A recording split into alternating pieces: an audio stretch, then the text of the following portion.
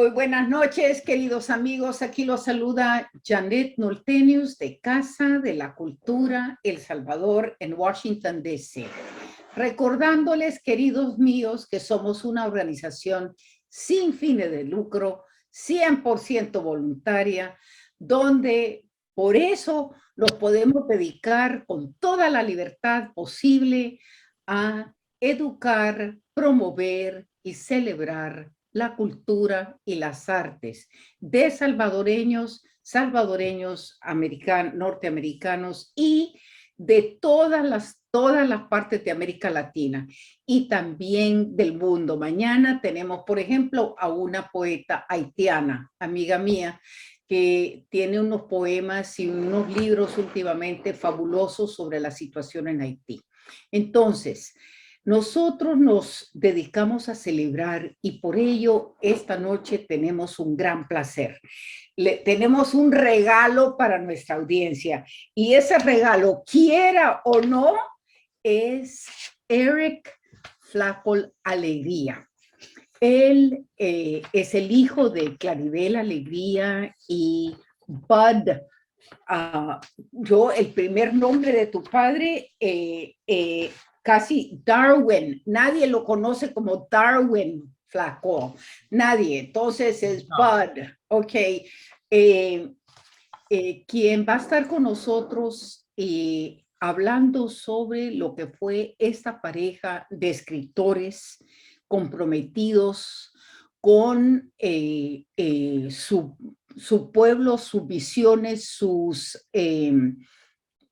compromiso social y el compromiso de decir las cosas como ellos lo veían. Es decir, y eso de tener una compenetración de dos personas que están dispuestas a arriesgar sus vidas, porque la verdad, queridos míos, que en Nicaragua, El Salvador, en México y en todas partes del mundo, el que quiere decir la verdad pone su vida en peligro. Bienvenido, Eric. Bienvenido a estar con nosotros. Mire, no sé.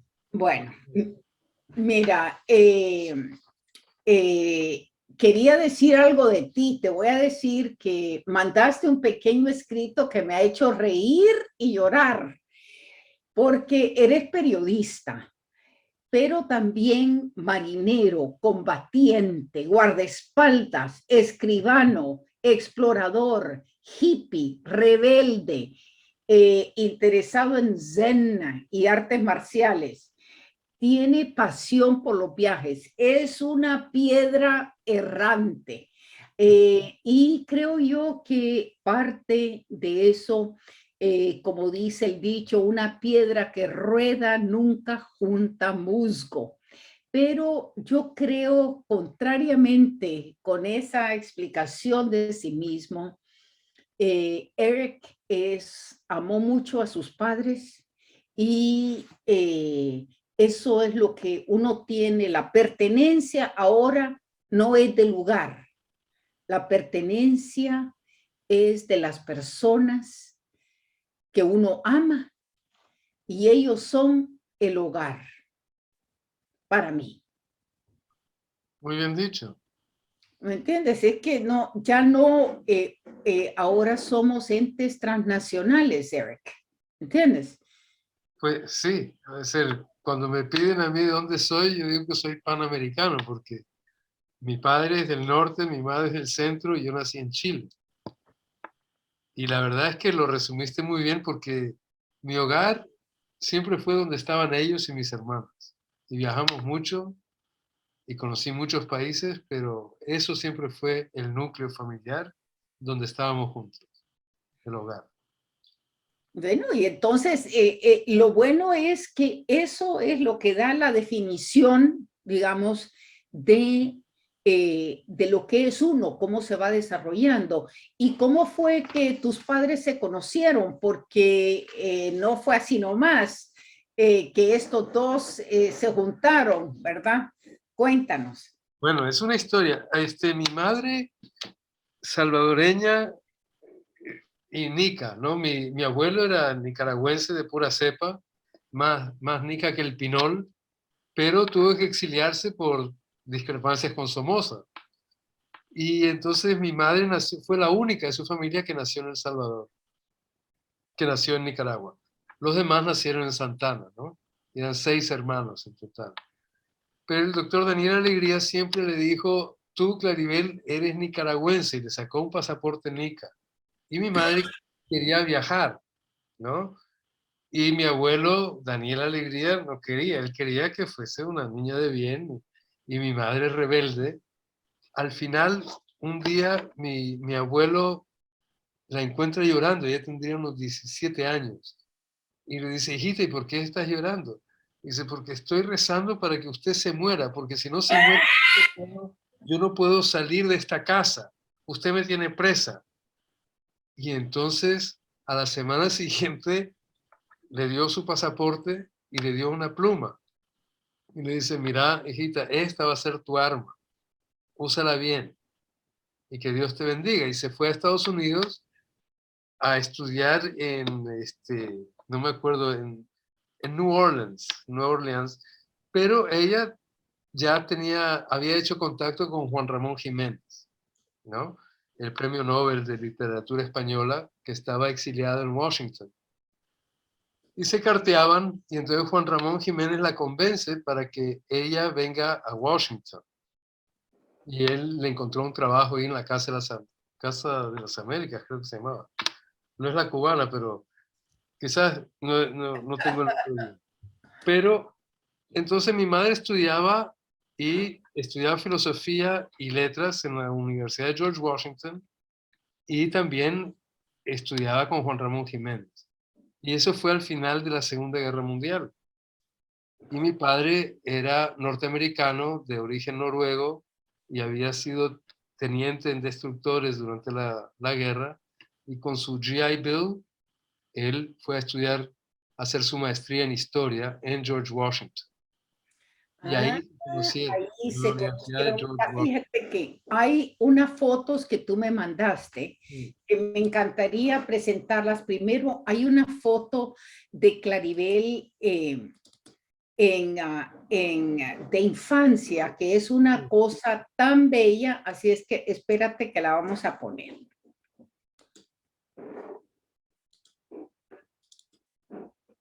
Ajá, sí.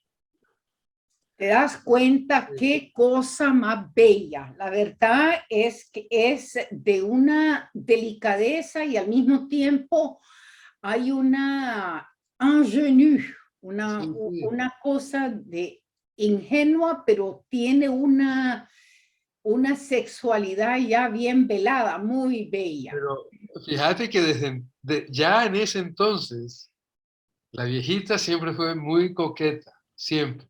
Y sabía qué perfil tenía que darle a la foto. Ya en ese entonces ya lo sabía. Mira, aquí vamos a ver si logro.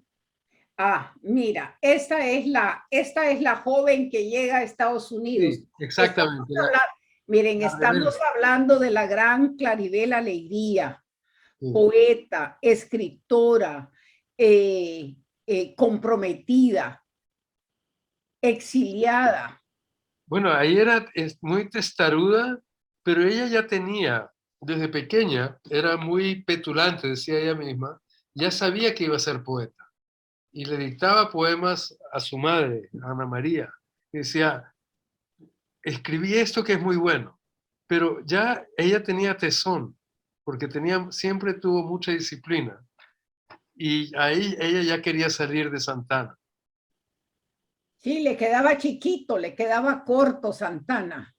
Pues Eh, quería conocer otras cosas, ¿no? Claro, claro. Mira, este es el casamiento, creo yo, entre tu madre y tu padre. Mira Exacto. el estilazo que tenía tu mamá. Ah, el sombrero, los zapatos, una cosa realmente bellísima. ¿Verdad? Sí, muy Ay, guapa además. ah, Y era muy guapa. uf, uf.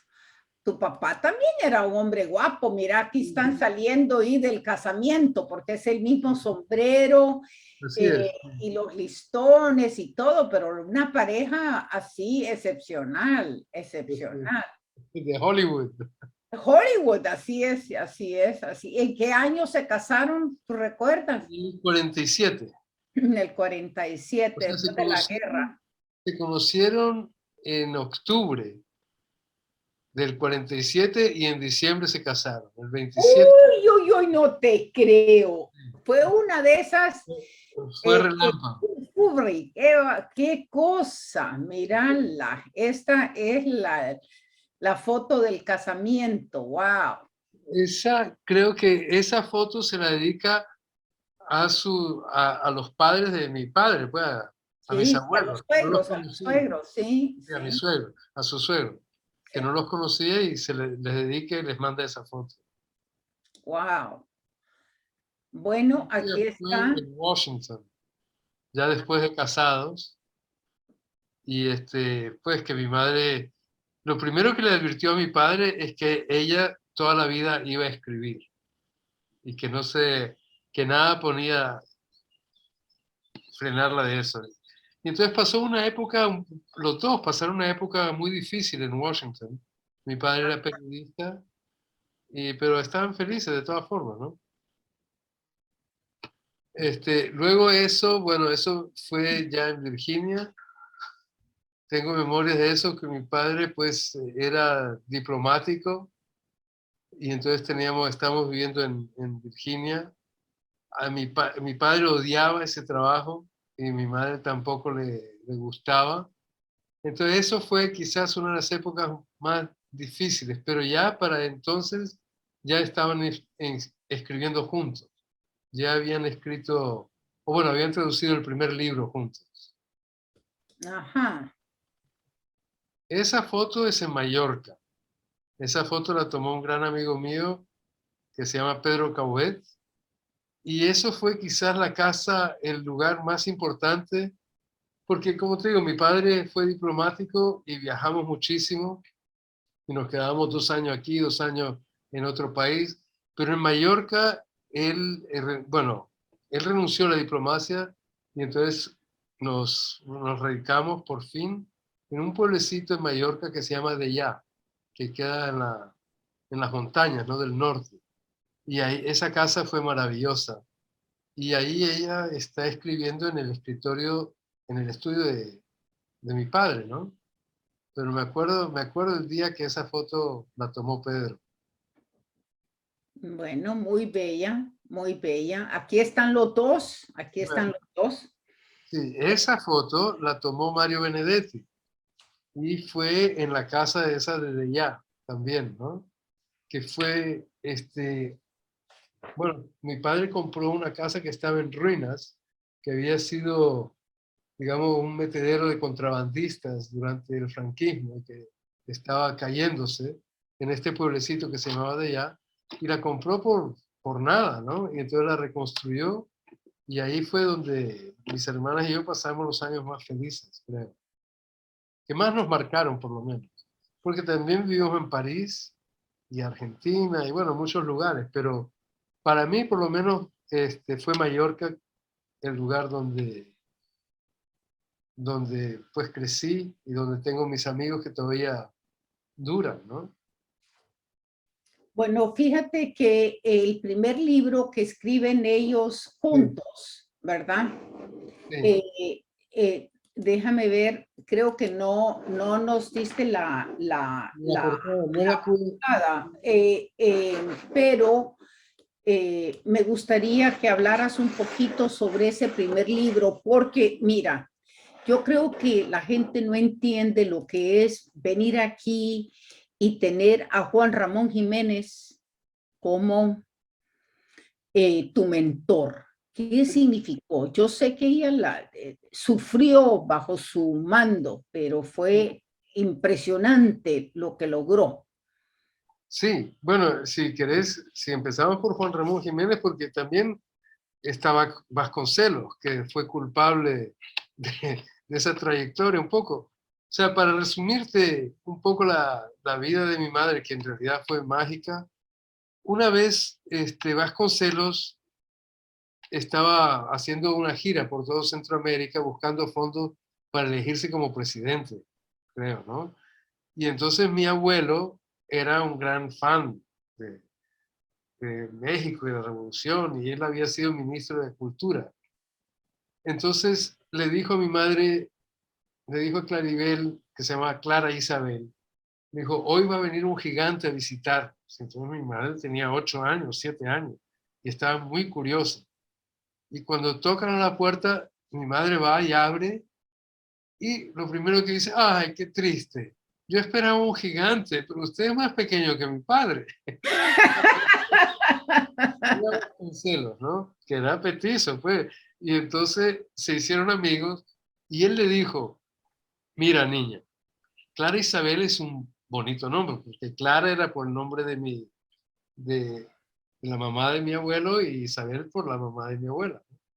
Entonces, Clara Isabel. Clara Isabel es un nombre precioso, pero es un nombre como para una abadesa, ¿no? Tú, yo sé que vas a ser poeta. Yo te sugiero que te llames Claribel.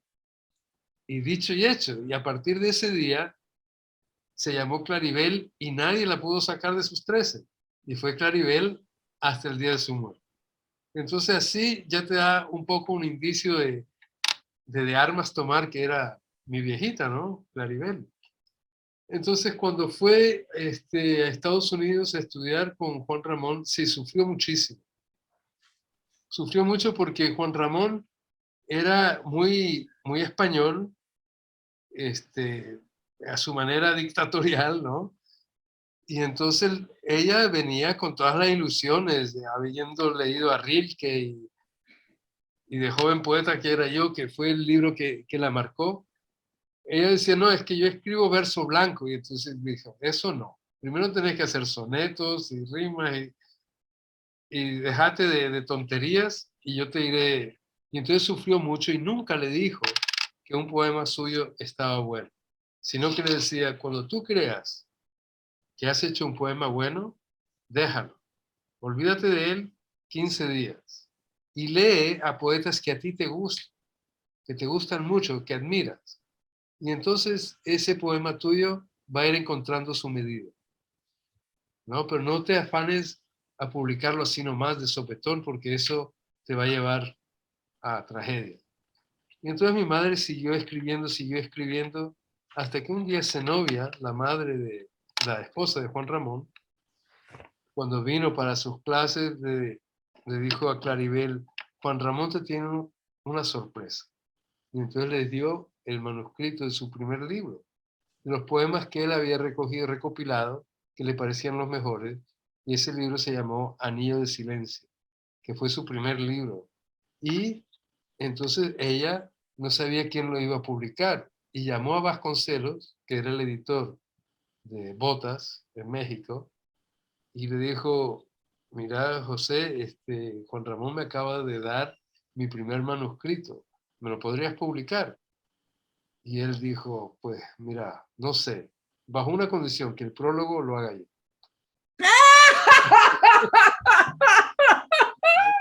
Así fue que salió Anillo de Silencio. Y su primer... Entonces, cuando se casan mis padres, entonces Juan Ramón siempre decía, mira, Claribel, yo no quiero que te cases con un gringo, porque esta gente es como nosotros, ¿no? Y mi madre ya estaba enamorada de mi padre, ¿no?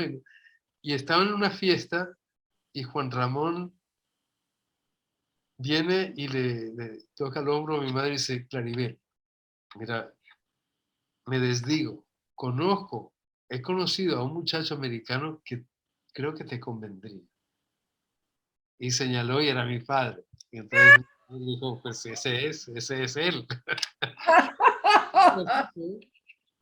Y luego, como te digo, mi padre en ese entonces era periodista y no tenían mucho dinero para nada, pero tuvieron 3 hijas. O sea, Maya, mi hermana mayor, que nació en el 49, y después vinieron las gemelas, que fue una locura por duplicado. Y ellos, o sea, viendo un sueldo de periodistas, uno periodista y la otra poeta en Washington, no era nada fácil, ¿no? Postuló y sacó su cosa. Bueno, no, después vino la Segunda Guerra, la guerra con Corea. Entonces mi padre había sido teniente en la Marina, así que lo llamaron de nuevo para ir a Corea, pero él ya tenía tres niñas.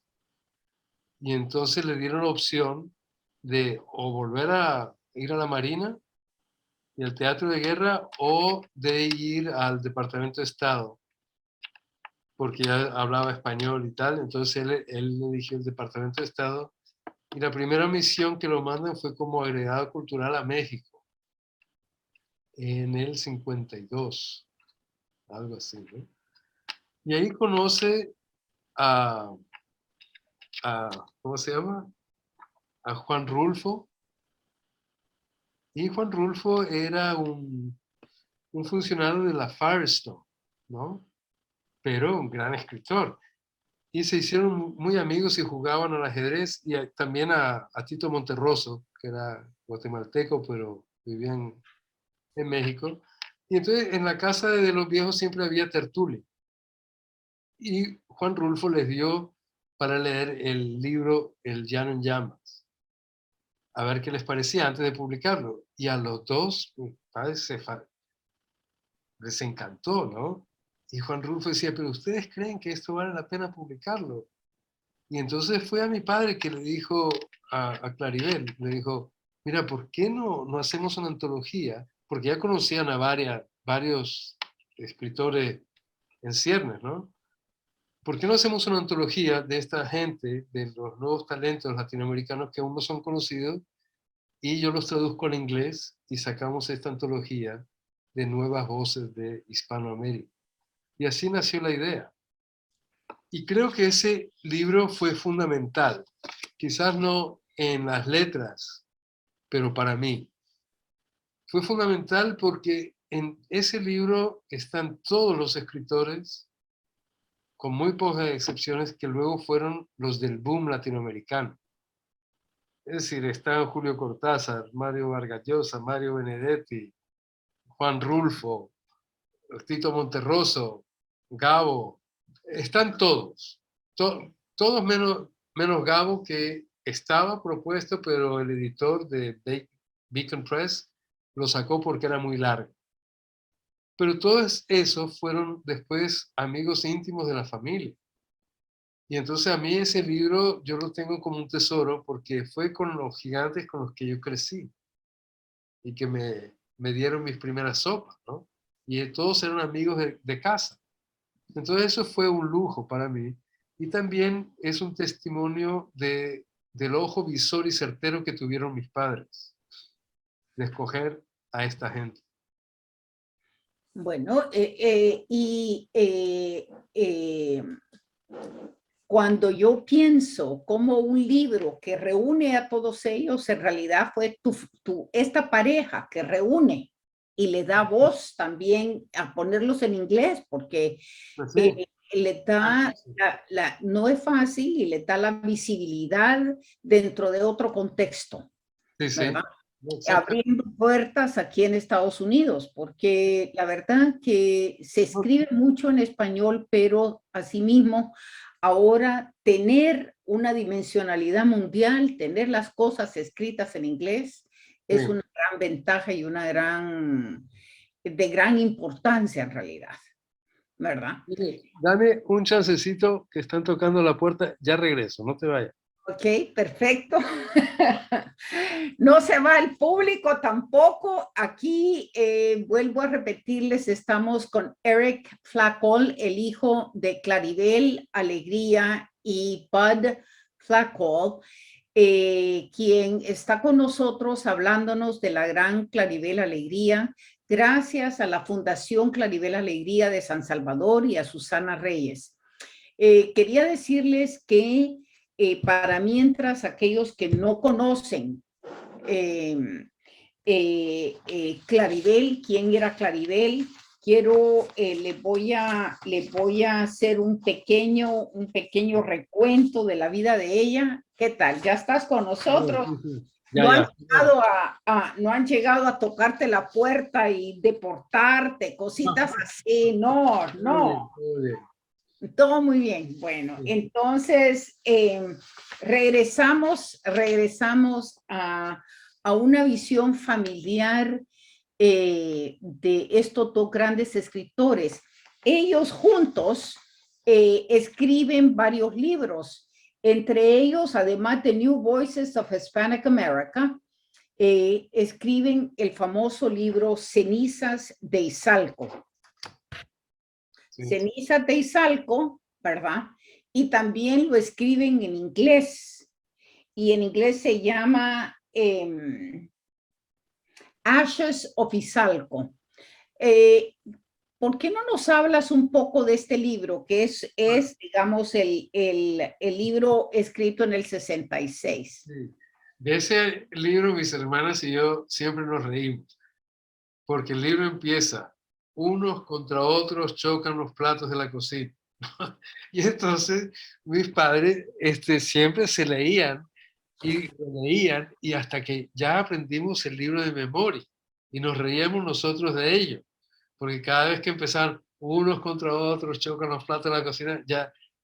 Y entonces, bueno, tenés que entender el contexto que mi padre tenía un trabajo que no le gustaba y mi madre no, nunca fue una gran madre, pero nunca fue una ama de casa, sino que ella siempre fue poeta, ¿no? Pero escribir este libro juntos significó deponer los egos que tenían y escucharse.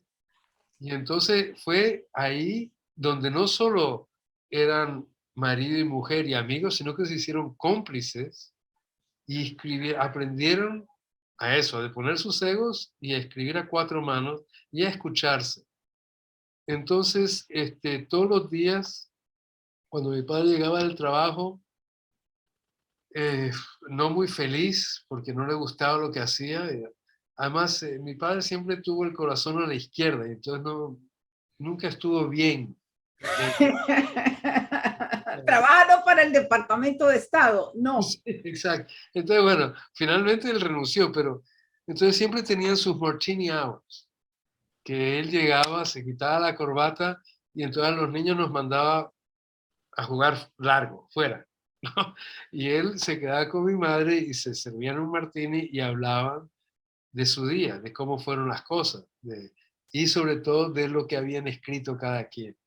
Y entonces, y así empezó ese libro, y fue un libro que ganó o llegó en segundo lugar en el premio Seis Barral, pero que posteriormente también fue considerado como unos libros del boom, porque cuenta una historia hasta entonces desconocida, que fue la matanza del 32 de Martínez, ¿no?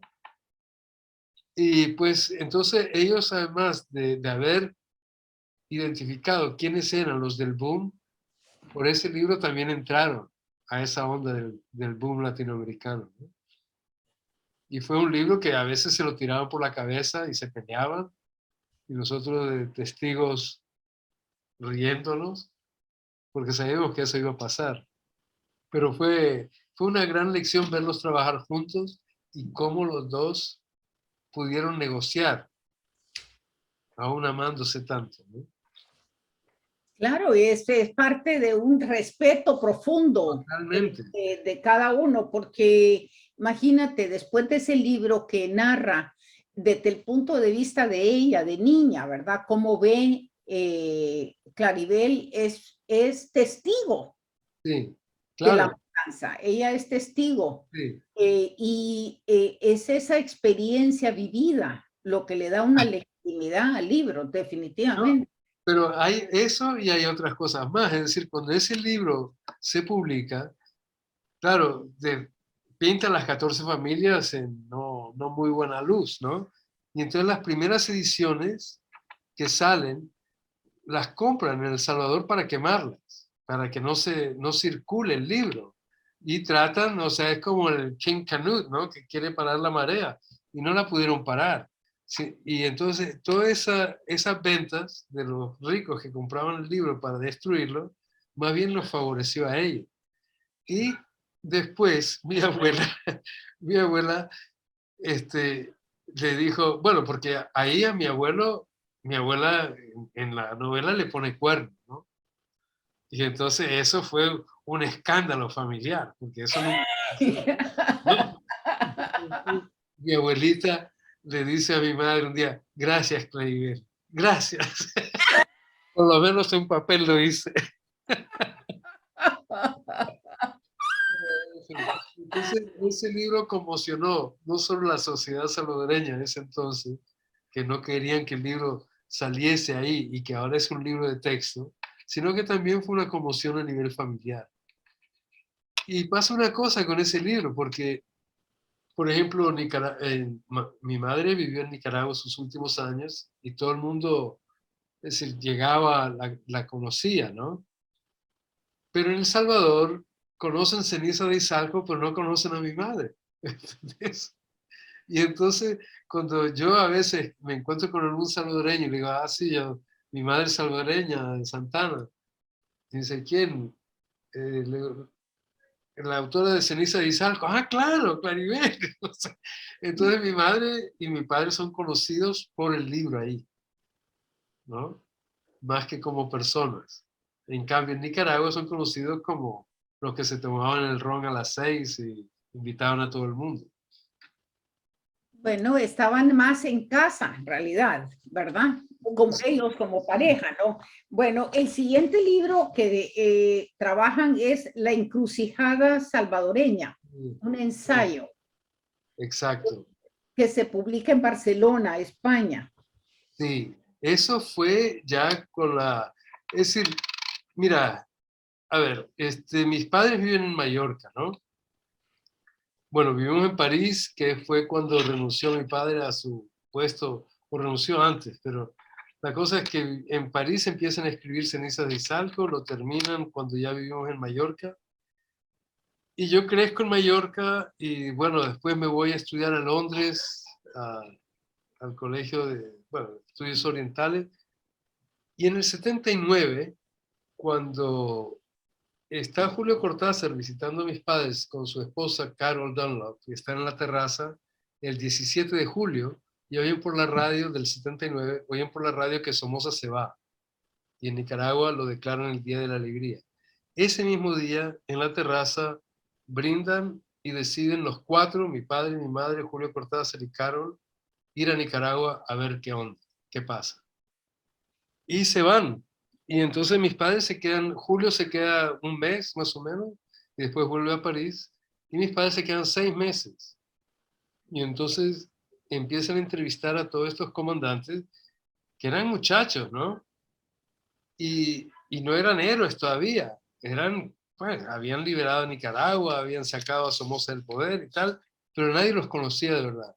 Entonces ellos entrevistan a todo el mundo y hacen un libro fantástico que se llama La Revolución Sandinista y que nunca fue publicado en Nicaragua hasta mucho después, fue publicado en México, porque en Nicaragua ese libro, decían los comandantes, tendría que ser escrito por un nicaragüense, ¿no? Entonces como que lo apartaron.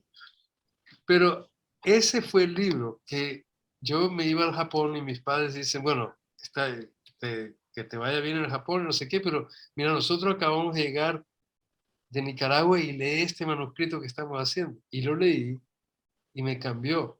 Y dije, bueno, voy a ir al Japón, pero paso por Nicaragua primero, a ver qué onda con la revolución.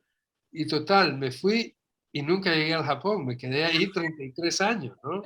Porque a mí también me cautivó la revolución sandinista y entonces ahí empezó mi periplo que me cambió la vida y me cambió el nombre y tal. Y entonces mis padres, yo ya estaba en Nicaragua en el 80, y como en el 82, ellos vienen y nos vemos. Yo no creía que iban a volver, que iban a venir a Nicaragua. Yo para mí que se iban a quedar en Mallorca toda la vida, pero no. Entonces se vienen, se instalan en Nicaragua y ahí nos volvimos muy amigos y además por una causa que nos tenía prendados, ¿no? Y ahí fue que conocieron a este Francisco, y hacen que estaba en la CFPL, y hacen el libro este, No me agarran viva, y La encrucijada salvadoreña, y hacen un par de libros de testimonios de la guerra del Salvador, ¿no? Porque mi madre, pues, también El Salvador fue muy de ella, pero tuvo unas historias muy tristes con El Salvador, como la que no pudo ir al entierro de su madre porque su primo era el general Vides Casanova. Y entonces Vides Casanova le mandó a decir que si llegaba ella a Nicaragua, iban a haber 2 funerales, no solo uno. Y mi padre, pues, le escondió el pasaporte y no pudo ir. Entonces, tiene una cosa más conflictuada con El Salvador que con Nicaragua. Porque en Nicaragua ella nunca vivió, más que al final de su vida.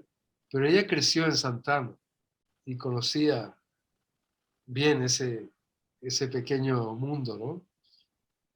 Entonces eso fue interesante, cómo se metieron a esos libros de testimonio, y en honor a la verdad, mi padre era el arquitecto, digamos, de la trama. Mi padre nunca se metió en poesía, pero sí en esos libros de testimonio, mi padre era el que llevaba más la batuta que mi madre. Sí, porque aquí también tiene, hay otros libros interesantes. Fuga de Canto Grande es otro Sí. testimonio del Salvador. No, es Es, de Perú. es de Perú. Es de una fuga, de una fuga de la cárcel de Perú, de los Ah, de Tupac Amaru. veras. Ah, Sí, sí. Entonces ellos, porque ya sí, o sea, como habían escrito tantas cosas de testimonio, como lo de Somoza y eso, los invitaron, pues, a conocer cómo había sido la fuga del túnel, cómo hicieron el túnel, desde afuera hacia adentro de la cárcel, y escribieron ese libro. Pero ese wow. del, sí, es como para una película ese libro. Wow. De Bueno, Somoza es muy plástico, ¿no? y también está On the Front Line, antología de poesía guerrillera, editado y traducido por tu padre. Sí. Sí, Y por supuesto el otro, Somoza, Expediente Cerrado. sí, exacto. Ese se publicó en Caracas, sí. Debe ser muy interesante ese también. Libro yo lo estoy volviendo a reeditar. Hay Ajá. 2 libros con los que estoy trabajando ahora, ¿no? Uno es el de la Revolución Sandinista. Perdón. Ah, uno es el de la Revolución Sandinista, que yo quiero, con toda es decir, el respeto y la distancia, quiero seguir donde ellos dejaron, porque yo llegué justo después de que ellos terminan el libro. Y yo tuve ahí 33 años que viví cosas desde adentro, que pues tengo algunas cosas que contar, ¿no? Sobre cómo fue el sandinismo, los sueños rotos, en fin, me gustaría terminar ese libro que ellos empezaron. Y el otro es este de Somoza, Expediente Cerrado, que ese libro fue muy interesante porque mis padres no los querían publicar. No lo querían publicar. Ese libro se originó porque Gorriarán Merlo, el jefe del escuadrón que justició a Somoza en Paraguay, era un argentino, y le pidió a Julio Cortázar que escribiera el libro, que él le iba a dar la entrevista exclusiva. Y Julio Cortázar le dijo que él no podía, pero le recomendó a mis padres. Entonces mis padres lo entrevistaron a él y a todo el comando, menos al que murió, al capitán Santiago, y entonces armaron ese libro.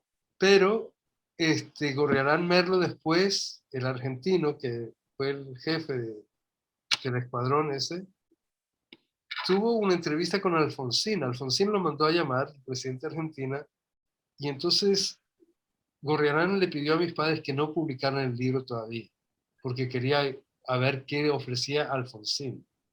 Y Alfonsín lo que le ofreció fue una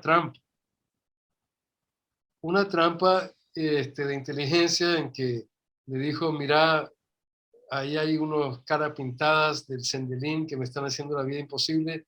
Vos con tus movimientos por todo el pueblo le podés hacer contrapeso. Total, que se deshizo de todos menos de Gorriarán, el único que sobrevivió.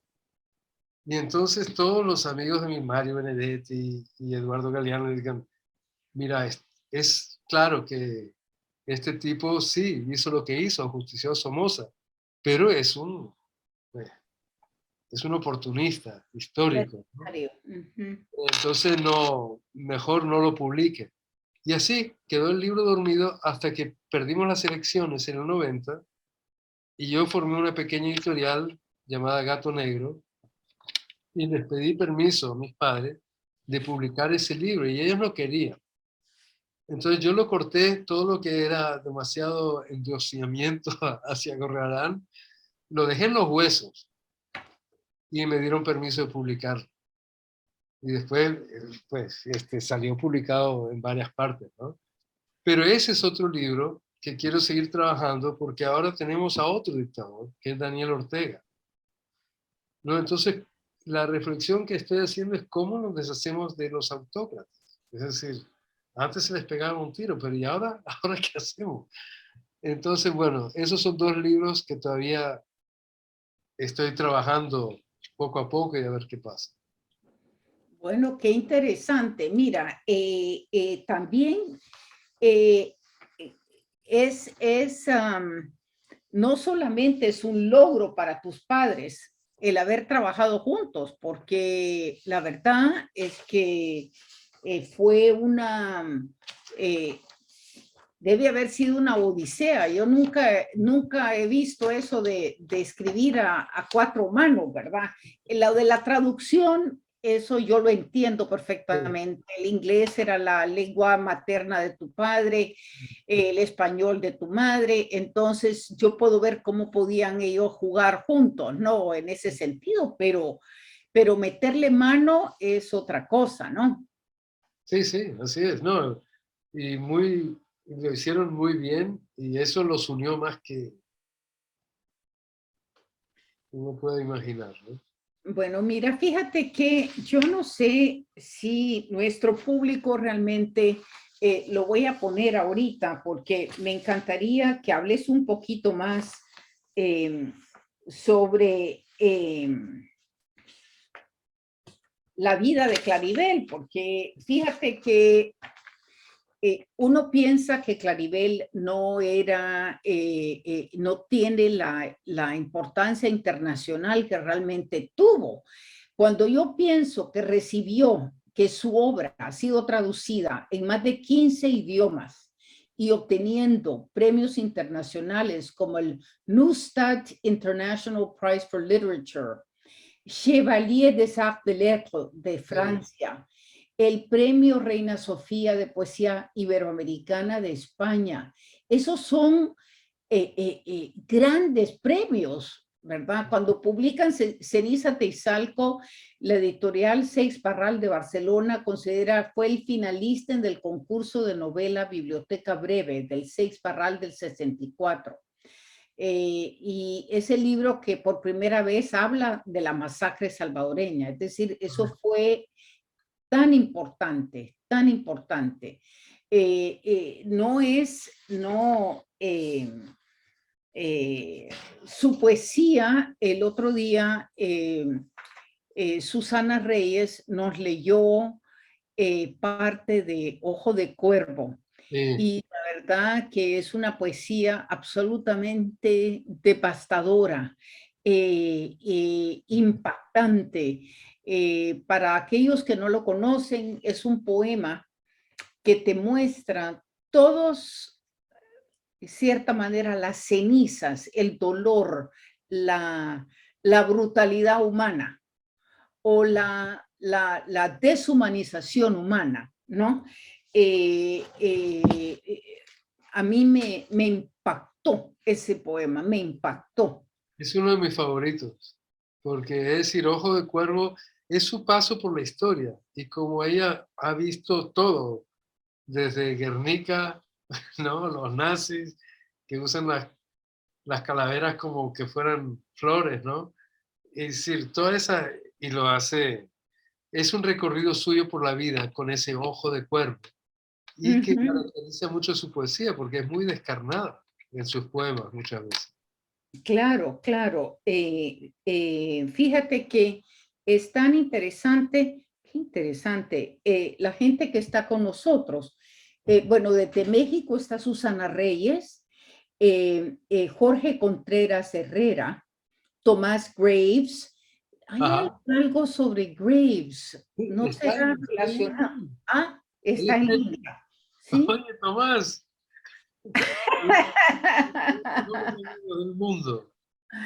Elizabeth de Aguilar, Ana María Delgado y tres otras personas, Ivette Castro Green, Paula Heredia nos está viendo. Paula Ah, Heredia, tú la claro. conoces, ¿verdad? Sí, Se has lo estado conozco haciendo mucho. videos y todo. Paula, es un placer estar, que estés con nosotros. Miguel Ángel Chinchilla Maya, quien ha estado con nosotros recientemente, que teniendo la presentación sobre narradoras centroamericanas. Nancy Gutiérrez, Carmen Álvarez, otra santaneca de pura cepa, ¿verdad? La Negra Álvarez, Tili Perdomo. Paula nos dice, ese libro es fascinante, me alegra que lo sigas pensando cómo trabajar el contexto de hoy en la continuación de ese libro, ¿De el que cuál? está hablando. Me imagino que está hablando del libro de Nicaragua, Sí, haciendo la segunda parte, cómo esa transformación de revolución lo que es ahora. en lo que es ahora, ¿verdad? Entonces, esos procesos, ¿no? Sí, es un Y libro muy doloroso ese. bueno, es doloroso pensar que los sueños se vuelven pesadillas, Sí. ¿verdad? Asimismo, Richard Rivers está con nosotros, Alberto López Serrano, que él es de la Fundación Alquimia, Cultural Alquimia, poeta, pero también promotor cultural, tiene sus muy poeta. Angie Márquez también está con nosotros. Era para decirte, ¿verdad? Que no hemos recibido ninguna pregunta, eso sí. Menos mal, De menos parte, pero solo el comentario de Paula, que estoy segura que le interesaría, pues porque yo creo que tenemos que ver ya las cosas en retrospectiva, digamos. Nuestra vida viendo todo lo que uno creyó que podía pasar y qué fue lo que quedó en realidad. sí, bueno, mira, no sé, yo ahorita estoy viviendo unos tiempos muy raros, ¿no? Pensando no solo que no puedo volver a Nicaragua, pero también en todas estas guerras, que lo que está pasando en Ucrania, lo que pasa en la frontera con México todos los días. Es decir, son momentos de verdad difíciles en un mundo tan cambiante y que yo no sé, es decir, cómo poder contar bien esa transición que yo he vivido, mi ojo de cuerpo, cómo poderlo contar en un libro que sea la parte, la segunda parte del que empezaron mis padres. ¿Verdad? Además, la diferencia, creo yo, Eric, es que eh, ya es una visión diferente, porque uno, su punto de partida es Sí, diferente. sí, Los franceses utilizan mucho eso, le point de départ. El punto de partida es lo que define cómo uno ve. sí, pero Entonces, es que los puntos de llegada ya cambiaron. ¡ah! Es que no hay, yo creo que no hay llegada. Es... Los puntos de llegada y que los cambios van tan rápidamente que la llegada es el cambio en sí. Ya todo, hay un proceso, yo siento que hay una aceleración de todas las cosas. Entonces, no acabas de decirlo cuando ya cambió el decirlo. No, pues sí, sí, sí, no, es tremendo. La velocidad a lo que va esto es increíble. Pero dime, otra cosa, me encantó que hayas compartido conmigo una de las cosas más bellas que me ha encantado leer últimamente, que se llama 800 palabras contra mis padres. Esto, cuando lo vi así, 800 palabras contra mis padres, pensé, qué horror es lo que va a decir, cómo interesa saber qué fue lo que pensó como hijo de sus padres. Y resulta ser para mí un poema de amor, Gracias. un poema de amor. Y entonces yo creo que aquí eh, Eric describe una anécdota, ¿verdad? Eh, y me encanta la anécdota porque eso muestra cómo dentro de las convenciones sociales, cuando se rompen esas convenciones, cómo cambia la dimensión de las cosas. Aquí le voy a leer yo un pequeño recuento de Eric describiendo a su padre. Siendo diplomático en Argentina, de vez en cuando había que dar una fiesta en casa y por ello de las relaciones públicas. Tanto mi padre como mi madre aborrecían esos eventos de manteles largos y me acuerdo que una vez, ya sentados a la mesa, justo antes de servir la langosta, uno de los comensales tomó el cuenco con agua y limón que era para lavarse los dedos y se lo bebió. Imagínate, empezaron a haber risitas entre los invitados y entonces mi padre tomó su cuenco y se lo bebió también. Así era él. Así era. Así era. Así que No, ese rito, yo creo que también la gente no sabe lo que era eso. Antes te ponían a la par del puesto en la mesa o pasaba la mesera o el mesero con un bol de agua con limón para que te lavaras las manos ahí en la mesa, ¿verdad? no, Y, no, y me imagino también que como tenían langosta y había que quebrarla, ya le pusieron el bol para hacer eso, ¿verdad? Entonces, eso muestra cómo uno puede hacer que la otra gente no se sienta mal en un contexto de rompiendo convenciones sociales, ¿verdad? sí. Y Mi creo, padre era muy, muy así, ¿no? Y mira, solo te quiero contar una cosa más, que es lo que te conté al principio, y aprovecho, no sé si Tomás todavía está ahí, Tomás Graves, que te dije, mis padres trabajaron a cuatro manos, ¿no?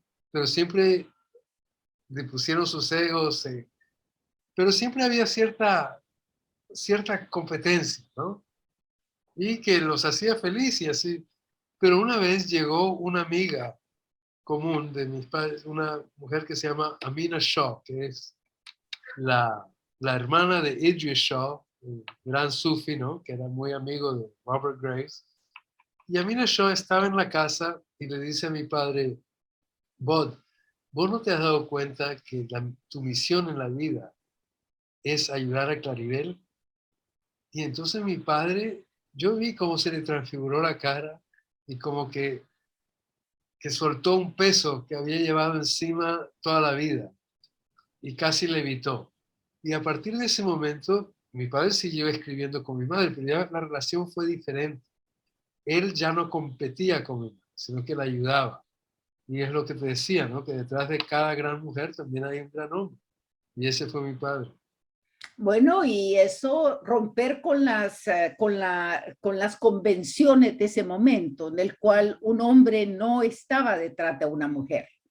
Eso era, pero indudablemente la cantidad de libros que escribió Claribel es impresionante, es Sí. impresionante. Estamos hablando, miren, tengo aquí eh, 3 páginas enteras, pero de libros de Claribel. ¿ok? Entonces, no más que instarles a nuestra audiencia esta noche a gozar de Claribel Alegría.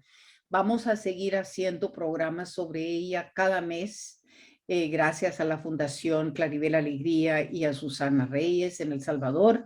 Vamos a tener a poetas que hablan de ella, vamos a tener a poetas que leen a Claribel, ellas leen a Claribel, y porque estamos celebrando, mejor dicho, conmemorando el Mes Internacional de la Mujer, y tu madre fue una mujer totalmente excepcional, una mujer que dio batería, que dijo lo que tenía que decir con garbo y alevosía y con una sensibilidad de maravilla, realmente.